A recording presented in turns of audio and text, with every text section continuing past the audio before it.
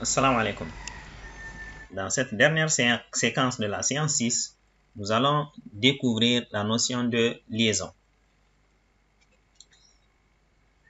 Alors, pour parler de liaison, on parle de ce qu'on appelle alif de liaison, qui se représente sous cette forme. Il s'agit d'un alif avec un petit sa en haut. Donc, c'est ce qu'on appelle le alif de liaison. Quelles sont les caractéristiques de ce alif de liaison ou qu'est-ce qui le concerne en matière de lecture? Première chose, c'est qu'il se trouve toujours en début de mot. Le alif de liaison se trouve toujours en début d'un mot. Donc, dès que vous voyez un alif de liaison, soyez sûr qu'il s'agit de la première lettre du mot ou du premier symbole du mot. Ensuite, il est muet en cas de liaison. Qu'est-ce que cela veut dire? Lorsque je suis en train de lire et que je lis un mot et que le suivant commence par un alif de liaison, eh bien, le alif de liaison est muet. Cela veut dire que je le saute pour venir à la lettre qui vient après lui. Il est lu seulement lorsque l'on commence la lecture par lui. La seule situation où nous serons appelés à lire le alif de liaison, c'est quand on commence la lecture par lui. Soit on vient de commencer la lecture, ou bien on s'est arrêté et que le mot qui vient après donc notre arrêt commence par un alif de liaison. Et lorsqu'il est lu, il est lu avec une voyelle brève qui dépend du mot. Donc, il est lu soit avec A, soit avec I, soit avec OU. Mais cette voyelle qui va l'accompagner dépend du mot. Eh bien, vous n'êtes pas obligé de savoir quelle est la voyelle qu'il faut utiliser pour lire le alif de liaison. Pour le moment, cela n'est pas nécessaire. La chose la plus importante que vous devez retenir, c'est qu'il est muet en cas de liaison. Pour ce qui est de la voyelle qu'il faut utiliser pour les lire au besoin, eh bien, vous allez découvrir cela avec la pratique. Ce n'est pas compliqué et il y a des règles derrière, Inch'Allah. Exemple. Ici, nous avons un mot qui commence par alif de liaison. Donc, on a le alif de liaison. Ensuite, on a la avec sukun. Ensuite, on a ha avec fatha, ma avec sukun et da avec dhamma. Donc, ici, on va le lire avec A. C'est déjà un mot que nous connaissons tous. Donc, ici, on a al. Donc, on va le lire avec A. On va dire al-hamdu. OK? Al-hamdu. Maintenant, qu'est-ce qui va se passer lorsqu'il n'est pas en début et qu'on le croise en cours de lecture? Ici, on a le même mot, mais qui est précédé par quelque chose. Alors, en ce moment, on va lire le wa et on va sauter le alif de liaison pour venir sur le la avec sukun, ce qui va nous donner wal. OK? Wal hamdu. Wal hamdu. Un autre exemple, ici, on va le lire avec i. Donc, pour ce mot, le alif de liaison se lit avec i quand il faut le lire. Donc, on va lire im ra a tu hu. Imra'atuhu. OK? Et lorsqu'il ne faut pas le lire, donc en cours de lecture, on le croise, on va lire wam. Donc ici, le alif de liaison est muet. Wam ra'atuhu. OK? Un autre exemple que vous connaissez beaucoup, où on lit le alif de liaison avec i, c'est dans ce mot-là, OK, qui est dans Surat al-Fatiha. Ehdi na ehdi na. Donc, voici pour ce qui est des règles qui concernent le alif de liaison. La règle la plus importante que vous devez retenir, c'est que quand je suis en train de lire et que je vois les alifs de liaison, eh bien, ça me permet de faire la liaison, donc de le sauter pour aller à la lettre qui vient après lui.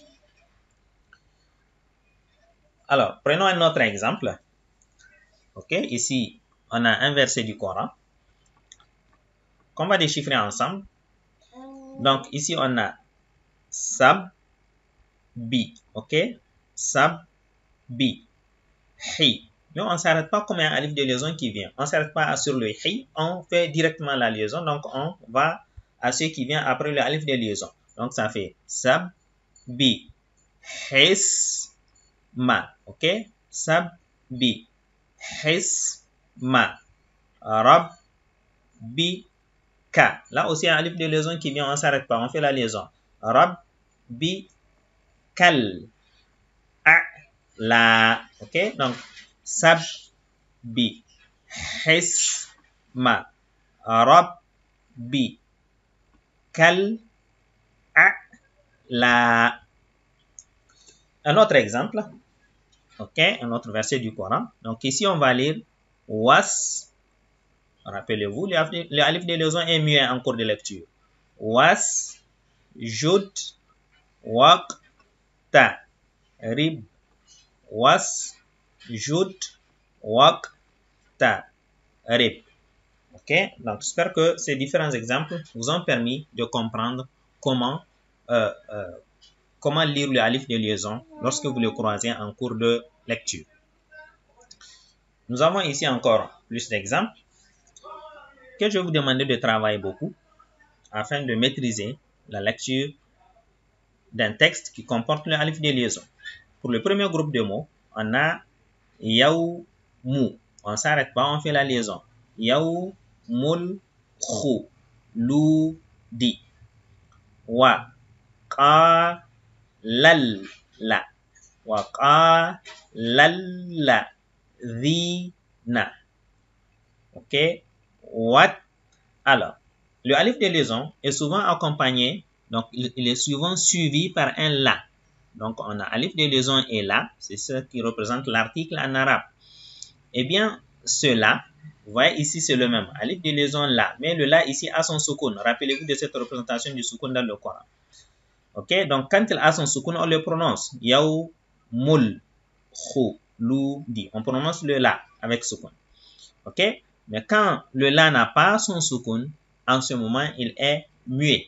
Donc, ici dans ce texte, après wa, on a deux lettres muettes, le alif de liaison et le la, qui suit le alif de liaison, ici qui n'a pas son soukoun.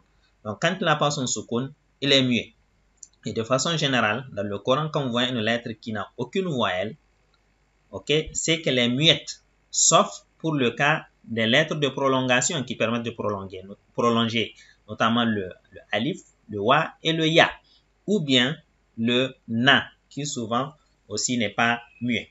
Donc, ce qu'il faut retenir dans tous les cas pour le moment, c'est que le la, qui suit le alif de liaison, quand il n'a pas son soukoun, il est muet. Donc, de wa, on va venir à ta qui a un shadda. Donc, wat ti, ok? Wat ti. Mais le ti est prolongé. Wat ti ni. Ok? Wazza, même chose.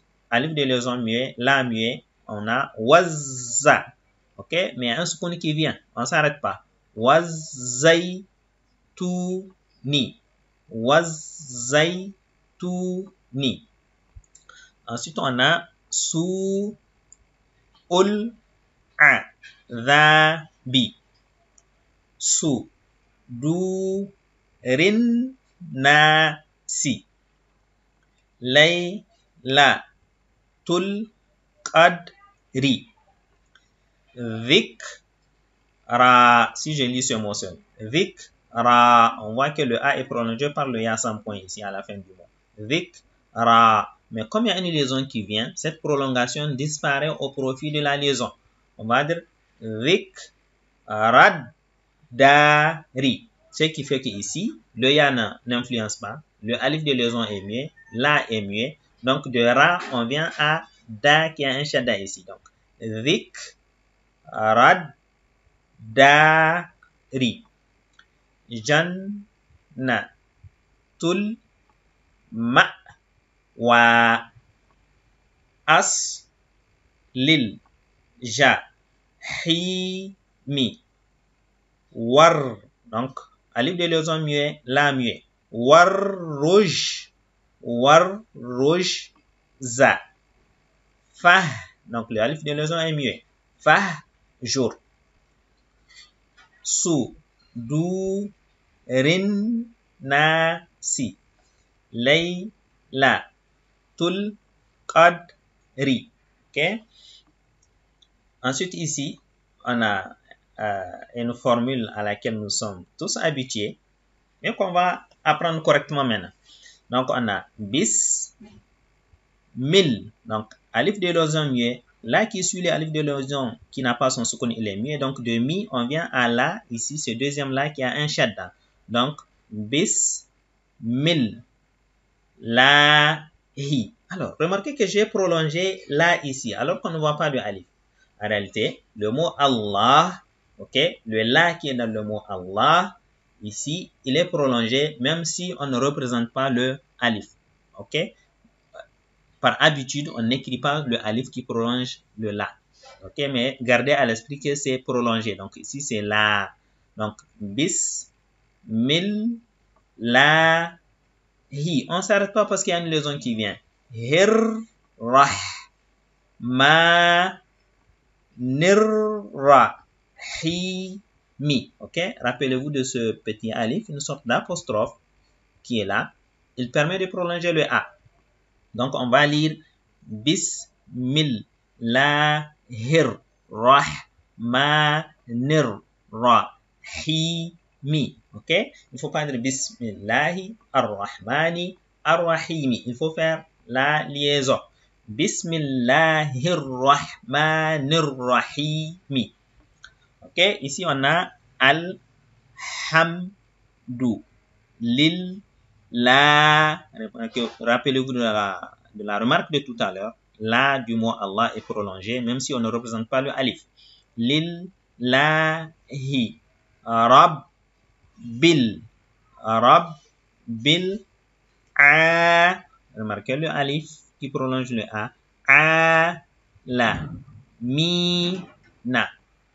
Ok? Ici, on a rab, ba, na. Alors, rappelez-vous du tilde qui indique qu'il faut tirer plus que d'habitude. Donc, rab, ba, na, a, ti, na. Ok? Fi. Donc, fi ici est prolongé. Le i est prolongé. Mais comme il y a une liaison, la prolongation disparaît au profit de la liaison. Donc, fiddun, ya, ha, sa, na, tan, wa, fil, a. Comme vous voyez cette écriture, le lam, alif, avec le hamza au milieu, ok? Quand on a cette écriture, on a 3 lettres, la, a. Donc, ici, on a le hamza avec son fatha, mais le trait qui vient après, qui est le alif, il permet de prolonger le a. Donc, ça fait wa fil, a, khi, ra, ti. Wa fil, a, khi, ra, ti, ha, sa, na, tan, wa, qi, na, a, dha, ban, na, ri. Ok? Donc, qui est une invocation très importante du Coran. Rabbana atina fid dunya hasanatan wa fil akhirati hasanatan wa qina adhaban nari. Ok? Donc, mettez en pause la vidéo. Prenez le temps de vous exercer sur ces groupes de mots qui permettent de travailler davantage la liaison. Alors, ceci dit, nous allons découvrir enfin la prononciation complète des lettres. Ce que j'entends par là, les noms complets des lettres. Chose à laquelle vous êtes habitué généralement quand vous allez de la makaranta traditionnelle, c'est comme ça qu'on commence. Nous avons évité de le faire parce que ça encombre inutilement l'apprentissage. Mais comme c'est utile dans la lecture du Coran, nous allons le découvrir. Ok? Par exemple, le A qui est là, il s'appelle Hamza. Ok? Hamzatun. Ou si on met l'article, on dit Al-Hamzatu. Ok? Donc, A, Hamzatun, Al-Hamzatu. Ok? Le Ba, il s'appelle Ba'un. C'est comme le Me. Ok? Au CI, on nous dit Me. Mais quand on grandit, on apprend que le nom de la lettre, c'est M. Mais on ne nous dira pas M quand on commence parce que ça va nous confondre. Ok? Donc, on nous dit seulement le son de base. C'est ce que nous avons aussi fait. Donc, Ba. Ok? Mais le nom de la lettre, en réalité, c'est Ba'un. Ok? On dit Al-Ba'u si on ajoute l'article. Ba'un, Al-Ba'u. Ta'un, At-Ta'u. Tha'un, Al-Tha'u. Jimun, Al-Jimu. Ha'un, Al-Ha'u. Kha'un, Al-Kha'u.